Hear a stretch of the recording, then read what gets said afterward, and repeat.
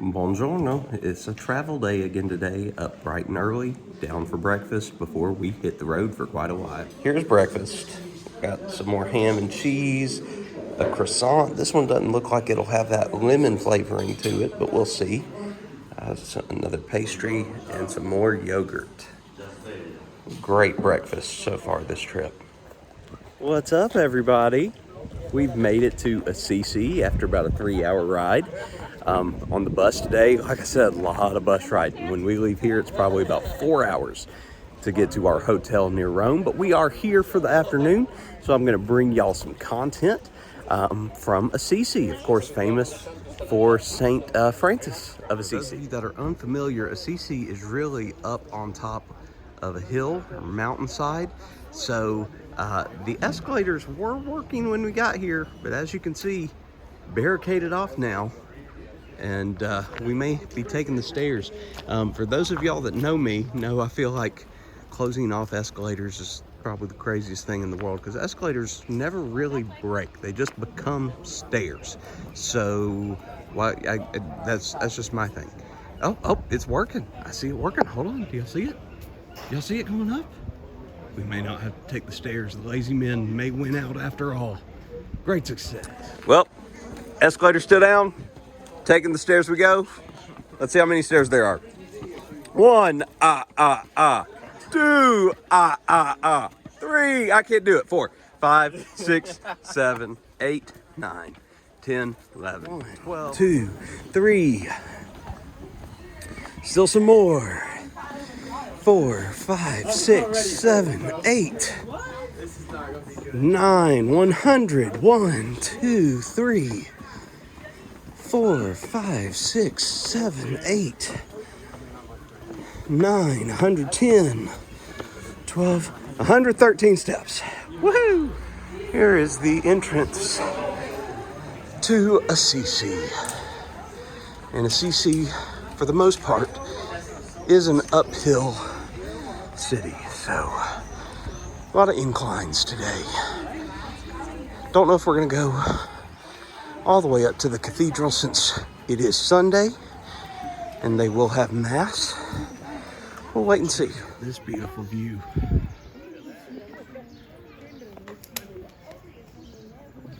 Up here on the walk towards Assisi, or in Assisi. Zoom out so you can see. Gorgeous. There's some buttresses outside to support the cathedral, or really in this case not the cathedral, but this basilica out front and the bell tower.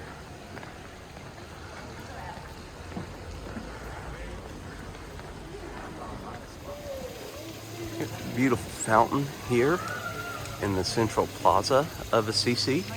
Doing a little bit of sightseeing while we wait for our local guide. If you guys can see this blue flag here, it's adorned all the way up the entryway of Assisi, hoping that our local guide will know what it is, because it is not the flag for Assisi, nor is it the Umbrian flag, which is the region of Italy that we're currently in. Right here, of course, you can see the flag of the EU. Right next to that is the Italian flag. And then on the very end, that third flag, the one that is the hardest to see, of course, that's caught up there, is the flag of Assisi. Did do a little souvenir buying while waiting right now. Went into a little t-shirt shop and got both of the boys a shirt, and got Jess a shirt as well, because so far all I'd gotten the boys are books while I've been in Italy, so I wanted to give them something that they might enjoy seeing a little more than books. But now to just wait on our local guide and find out some more about this beautiful town. And here there was a temple. We don't know if it was really dedicated to Minerva, the goddess who protected the olive trees, olive groves, still nowadays. We know that this was built about 20 years before the birth, so it's more than 2,000 years old. You should try to imagine the square lower than this one, because the level of the streets of the squares changed over the century. The Roman Empire of West finished in the 5th century. Then this city was abandoned. There were the earthquakes, we are in a seismic area. So when they built in the Middle Ages, they built on the top of the ruins of the stones and so on. The excavations were made in the 19th century, so they virtualized the square that's underneath, about 25 feet deeper now. There are still well preserved the Corinthian capitals, the style you can find in Greece. I'm going to Greece. Some groups, no, you don't. Other groups I've met before yours were going to Greece. Anyway, it's the style the Romans chose for their temple. So there were, of course, more steps to get into the temple if the Roman square was lower. And this is for us the meeting point, because there is the town hall that's on the other side. St. Francis had your age. He was 16 years old when there was an uprising in Assisi, and Assisi hadn't anymore the government of the emperor, and it became a city-state. It means that there was the local government. That there were the wars between the rival cities started, and that's why Assisi is still protected by the city walls. They felt safe here.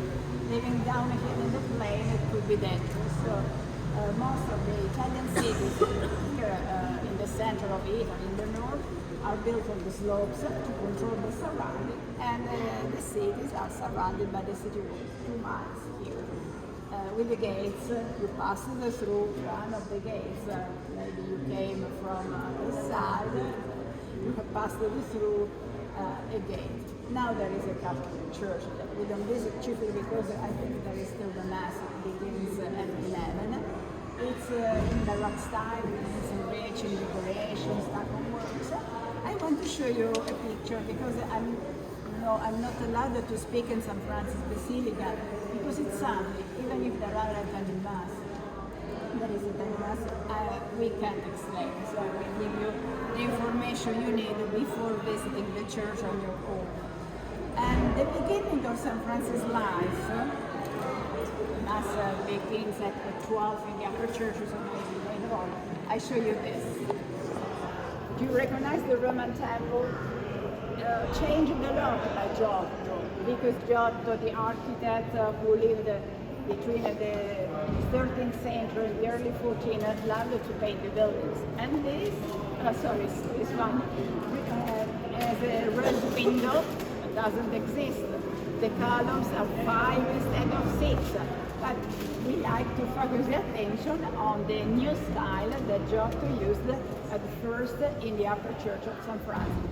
He renovated the artistic language. He started representing the plastic relief, because I show you other pictures.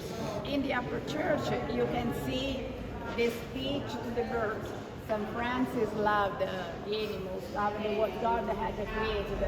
He had a special feeling for the birds because they can fly, they can go in the world announcing the gospel.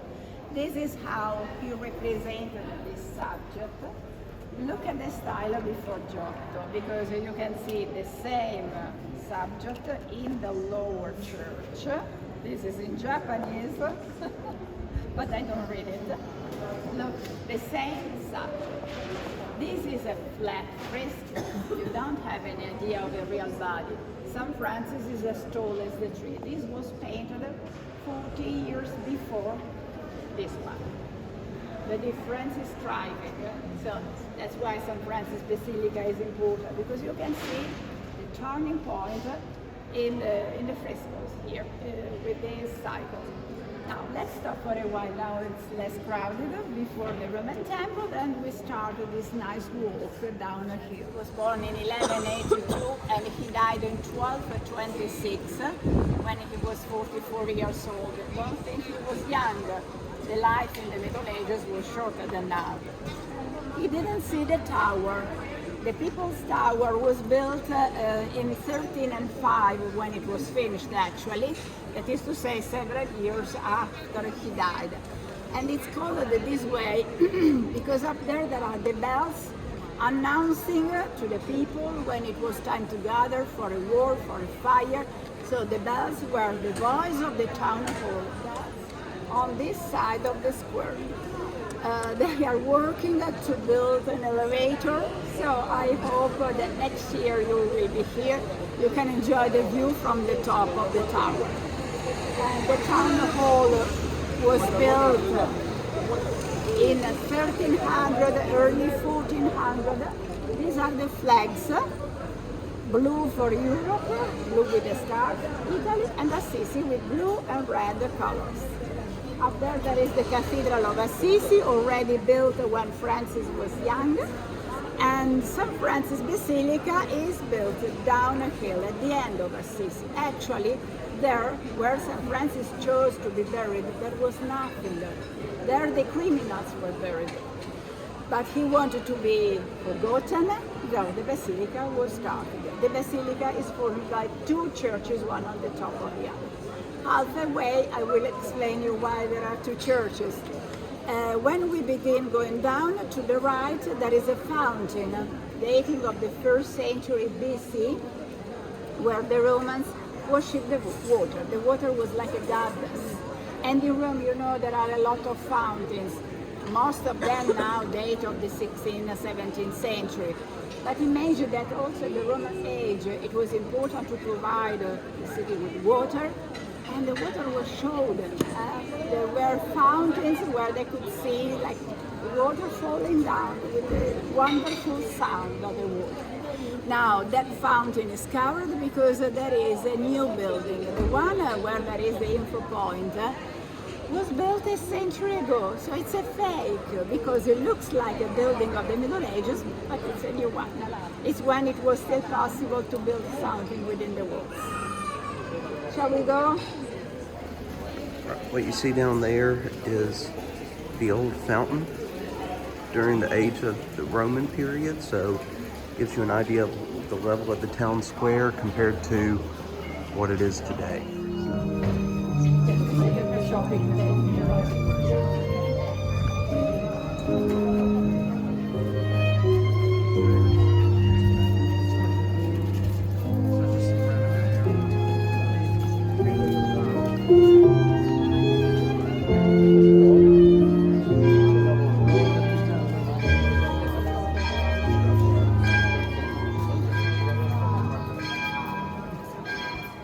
All right, folks, this archway right here represents the end of the city of Assisi in St. Francis's time. Okay, past this archway back then was nothing but countryside. Okay, that's all there was out here. But St. Francis had made it known that when he died, he wanted to be buried out here. So of course the people adhered to his wishes, and thus Assisi expanded. And of course the Basilica is pretty much down at the end of the road that we're currently on.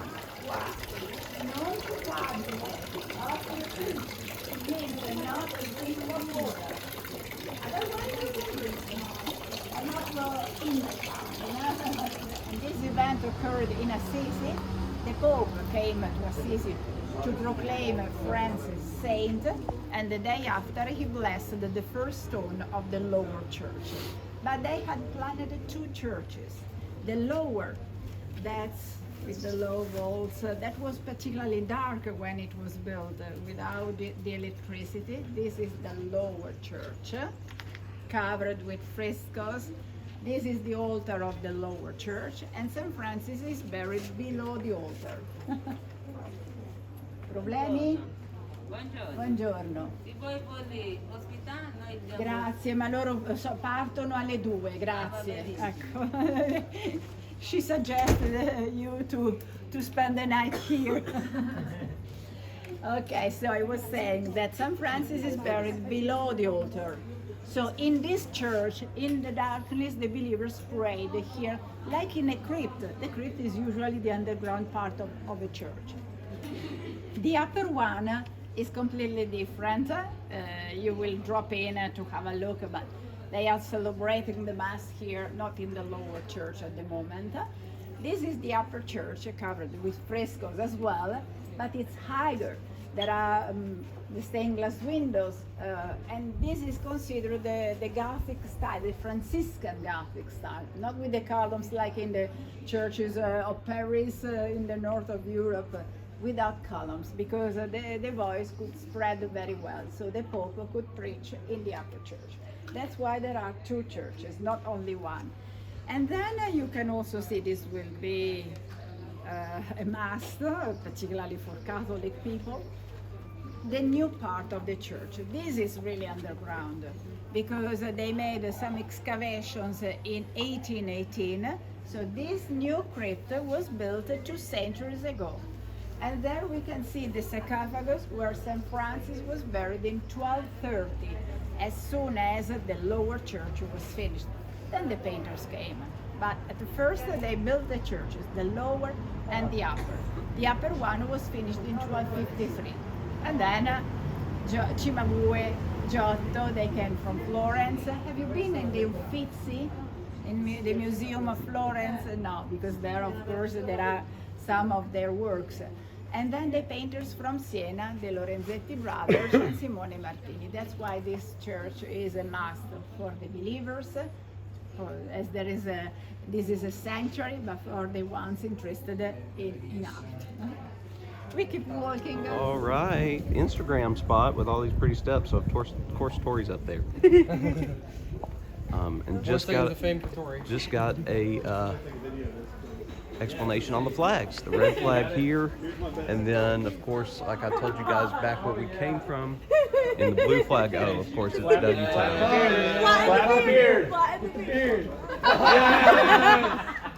But the red flag represents Lower Assisi, which is where we are now.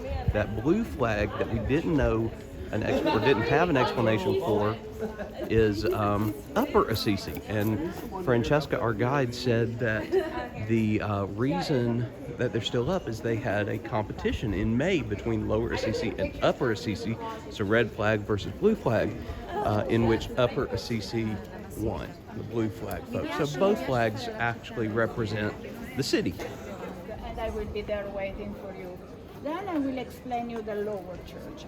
What you can see when you are inside, of course, the beginning of St. Francis' life is near the altar, so it's a little bit far away, but you can try to see this fresco I have explained. Then near the door to the right, there is this fresco, this one, that's a Christmas Mass celebrated in a church. It's like it was also the lower church, but we don't know exactly. St. Francis wanted to represent the birth of Jesus because he loved the human side of Jesus when he was born and when he died for us. So here he is near the altar, near the, dressed as a deacon. There are the priests who are celebrating the Mass. There are the friars who are singing. There are the women, they were not allowed in that part of the church, they are behind the wall. Look at the right shape of the cross, turned towards the nave, the perspective is wonderful. And the people talking about the event is something that's before the eyes, something unbelievable. All right, there's the Basilica in front of us. I think we may try to go in, see if Mass is over, get a look around the upper and lower church. Got the cross and then the word Pax, Latin for peace, written on the grass out here in front of the church. We are walking down further into Lower Assisi. The Basilica is behind us there. We were able to go into both the upper and lower church. Mass was going on in the upper church in Italian, so that was pretty cool.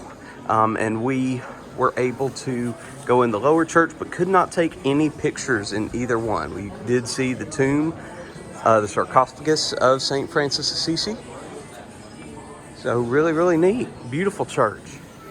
Doug and I found a nice little restaurant here in Lower Assisi, the Minerva Restaurant, where we're gonna eat. Got our English menu here. I think I'm gonna get the dumplings with tomatoes because the dumplings on the Italian menu were referred to as gnocchi, and I really would like some gnocchi, so that is what I'm going to get. And then I think we're both going to try this drink that Elena told us about called succhi di frutta, which is local to the region, so we'll see about it. We already have some bread out here. Doug got some pasta carbonara, looks fantastico, has bacon and egg in it. And then there it is, boys and girls. There's my gnocchi. Cannot wait to dig in. Birthday gnocchi. Birthday gnocchi. Some things you just can't make up, guys. This is the view from the bathroom by the Basilica. Unbelievable. Good afternoon, everybody. I just wanted to go on record to let you guys know that that meal that Doug and I had was the best food that we have had thus far on this trip. It was absolutely fantastic. His pasta was great when the meat's in that. My gnocchi literally was melting in my mouth. It was so good. Finishing up our trip here in Assisi with a limon granita, kind of like a frozen lemonade. Really sour. Yeah, really. Very good. Final room. This is our home for the next 3 nights. The hotel itself is really nice. We don't have as much space in this room as we did in our last room, but again, everything just looks a little nicer. We both have bedside tables with some storage. We both have the ability to mess with the lights. Back down there, you can kind of see it. We both will have plugs on each side of the bed. TV, but we haven't really used TV in any of these. A nice, huge mirror. Hey, guys. Closet by the front, work table, and then let's check out the bathroom. All right, so we got a bidet, toilet, shower is about the same as the last 3 hotels, maybe a little more room. 1 vanity, and that'll do it. But this is home for the next couple days until it's time to come home. Hey again, everybody. We kind of hit the jackpot with this room. We have a fridge. That's definitely a first for one of these trips, so we'll be able to get some cold drinks and put our waters in there overnight and have cold water to start the day with when we're out and about. So real excited for that. And also wanted to update you guys on our last little pit stop from Assisi on the way here for a bathroom break and for folks to grab snacks. I found the ketchup Pringles. For those of you that watched the earlier videos, I think I talked about searching for them. They're not for me. They're all right. They're not bad. But Chad and Ty love the ketchup Pringles, so I always bring them home some from these trips that I do overseas every couple of years. But I could not find them anywhere, so I just assumed that they had been discontinued. But I found them at the gas station or the little convenience mart there, and I am sure I looked like a fool coming out with the goodies to take home to them. But great success, and on my birthday, no less, so little birthday miracle. And thank you to all those of y'all that have texted and written on Facebook and wished me a happy birthday. I truly appreciate it. I am across the globe, but, I know that you guys still at home and really appreciate you guys still at home that are reaching out and sending all your best wishes. Okay, dinner's at the hotel here. We've got some potatoes, it looks like dressing with it, some bell peppers. The goulash was just our first course. Here is our main course here. Got a couple different kinds of pasta with some peas. And we got some spicy pepper on there. Looks really good.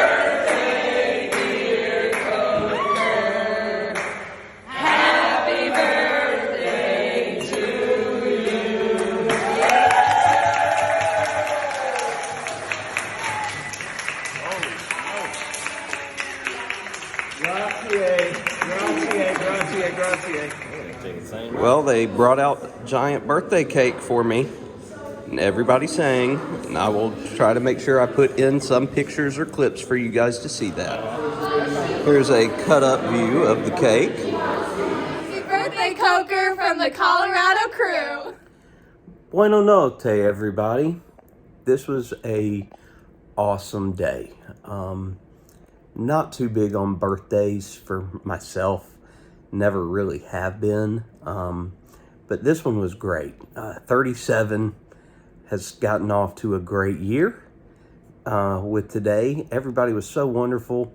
I just included the video of some of the Colorado girls that wanted to wish me a happy birthday. And they're so sweet. I wish I had the chance to have taught pretty much everybody in that group. They have been, without a doubt, the best group we've ever been paired with. And I know all our kids, plus myself, plus Doug, we're really going to miss these guys when we all go back home on Wednesday. So certainly hoping that we'll keep in touch with them, and maybe we'll see them down the road sometime or somehow. But everybody was so wonderful.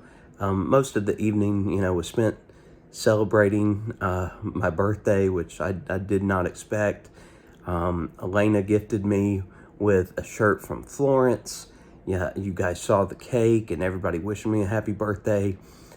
Christy had gone through and gotten some postcards and gotten everybody from both groups to sign them and give their best wishes, which was so sweet and so wonderful, and so very appreciated. And on top of that, then after dinner, we just got to hang out with our bus driver, who is absolutely wonderful. We love that man to death. And unfortunately, I think we're losing him tomorrow or the next day. He goes on to a different shift and we'll get somebody else.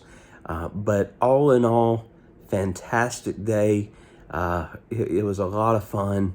Really enjoyed it and very excited for Rome tomorrow. What's your why?